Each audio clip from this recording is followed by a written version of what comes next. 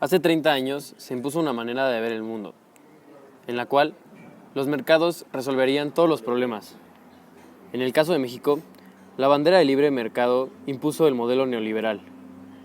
Desde entonces, a la sombra del poder político y del erario público, se avanzaron grandes fortunas, sobre todo con la privatización de empresas públicas y de recursos naturales de la nación. No se justifica lo que está sucediendo, ¿no? El que haya tanta pobreza, el que haya tanto abandono, el que haya inseguridad y que haya violencia. Yo antes pensaba que el problema de México tenía que ver con la desigualdad, desde luego, que es monstruosa, y con la corrupción.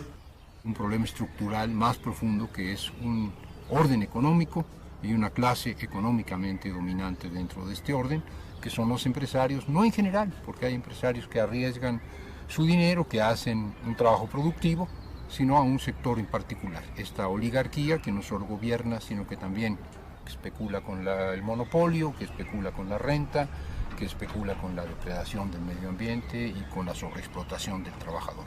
Esa gente que tiene el poder económico captura el poder político y el resultado fue esa gran concentración de ingreso y de poder. Me parece que ha sido un proceso de devaluación de la población. Se le ofreció a la burguesía mexicana el negocio de insertarse en la economía global. Y pues ese negocio consistía básicamente en vender petróleo, desde luego, vender turismo, una fuente de mano de obra más barata, pues para reducirle todas las condiciones laborales a los trabajadores de Estados Unidos.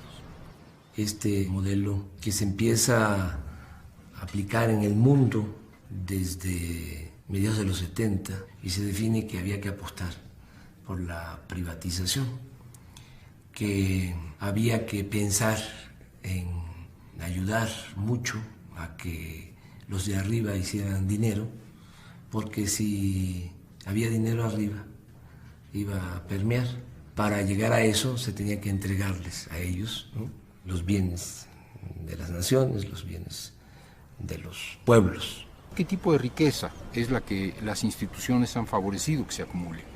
Y uno debiera pensar que esta riqueza no es precisamente la que se hace, diríamos, de manera honesta, produciendo y haciendo inversiones, sino la riqueza que se obtiene mediante los monopolios excluyentes. Vamos a ver, digamos, el Estado controló en México la banca completa y hoy el sistema financiero ha sido privatizado de nueva cuenta.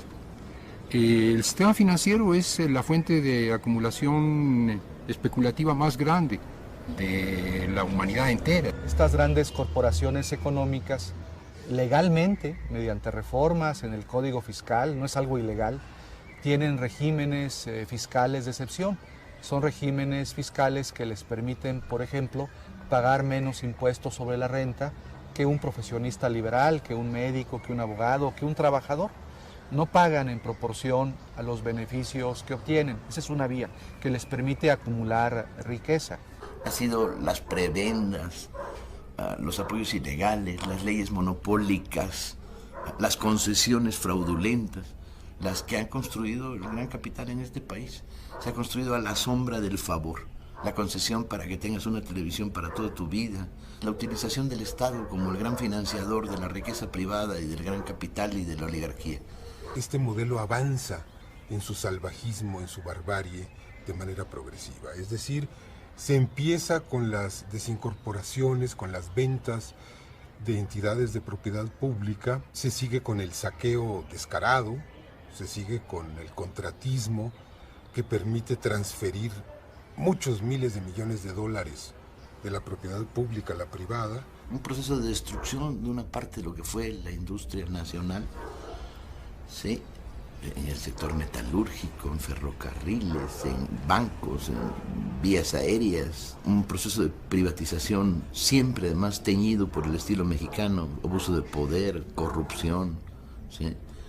Entregarle a herederos, primos, amigos, cuates, ¿no?, parte del negocio. Una de las cosas que han hecho crecer seriamente en México las lógicas delincuenciales fue la entrada en vigor del modelo neoliberal. Podríamos pensar que es una violación masiva de derechos humanos a la población rural y a la población indígena, porque atrás de esto está el intento de reapropiarse de el 60% del territorio nacional en manos actualmente de campesinos para pasar a manos privadas. Todo el esquema legal está diseñado de tal suerte que se protejan, se defiendan estos grandes intereses económicos y mediáticos que promueven este modelo económico, moral, entre comillas, de individualismo posesivo, de acumulación de la riqueza, de desmantelamiento de la solidaridad y la cooperación, de las redes, del tejido social que antes existían en nuestro país.